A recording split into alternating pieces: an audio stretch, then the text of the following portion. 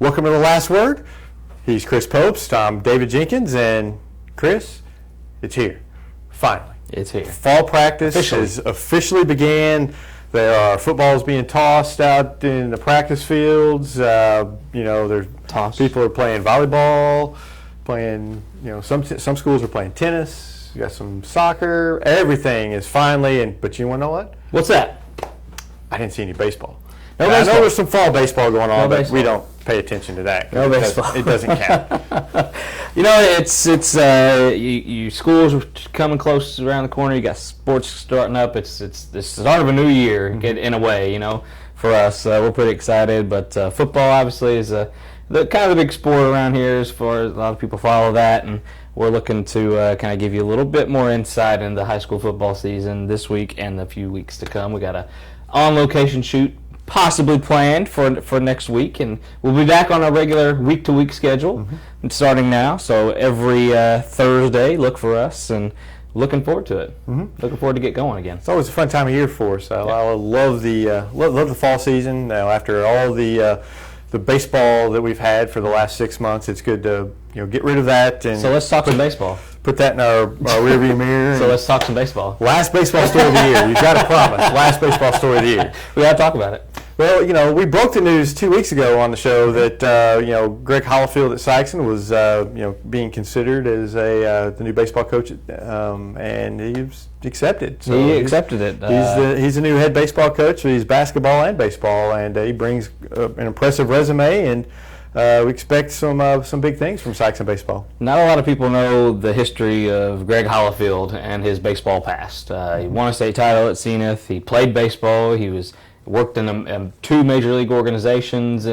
Coached with Three Rivers and Arkansas State too. Three Rivers and Arkansas State. He's as far as a coach goes. He's pretty much done it all when it comes to baseball and basketball. But for him to take over this baseball program, I think might have been the best hire that Sykeston's had in a very long time. Since they hired him as basketball coach, might be the best hire that they've had since then. I think Kent Gibbs might want to say that he might have. He's close. Yes, he's definitely up there. But I really do like this. He brings a presence with him. He brings a winning attitude. He brings a winning formula with him, which has been proven on the basketball court for time and time again. Obviously, those are 2 sports.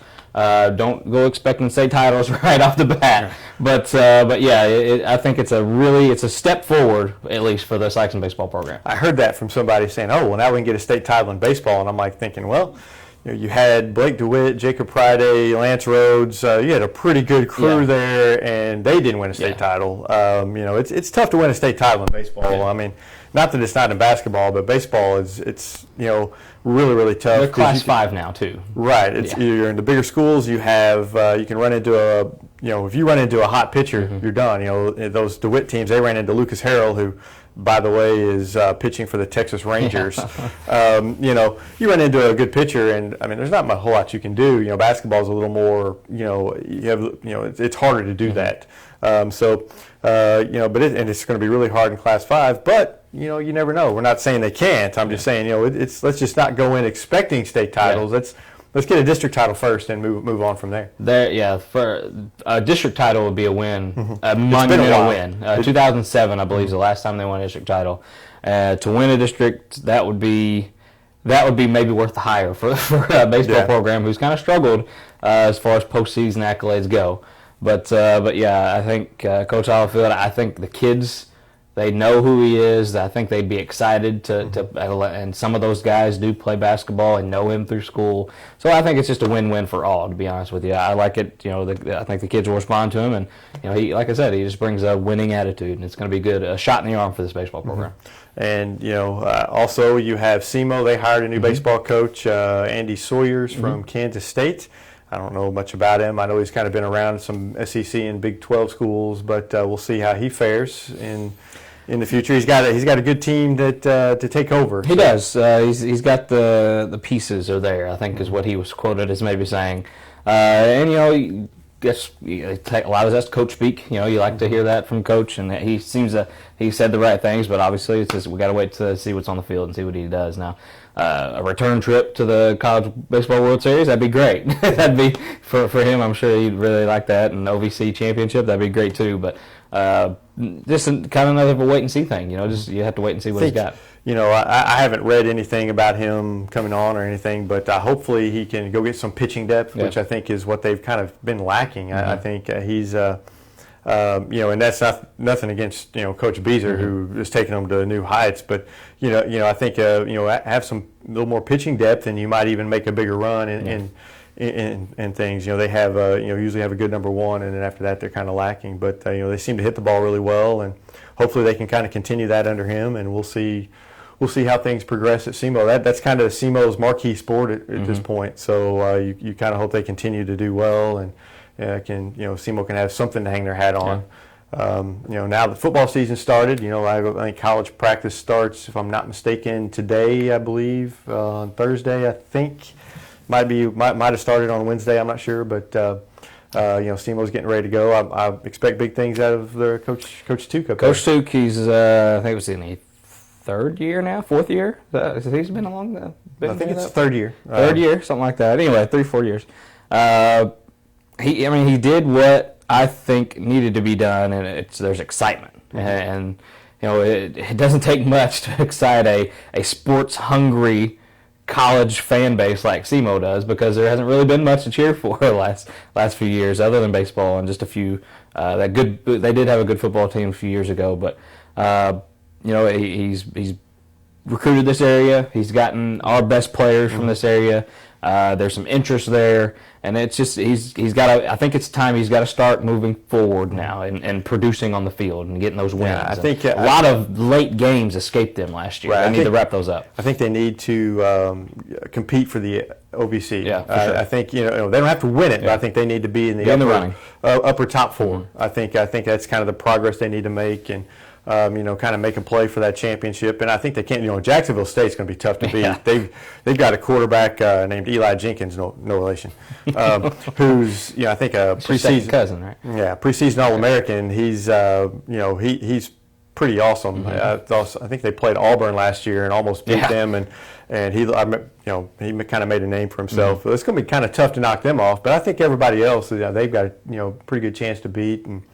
And so hopefully we see them do well. Dante Van Dieven from Jackson's their starting quarterback, or should be, and I'm excited to see what he does in his sophomore year. Yeah, you got him and Nick Thompson and Al Young, and a lot of marquee guys in the high school area around here are playing for that team, and that's what you want to see.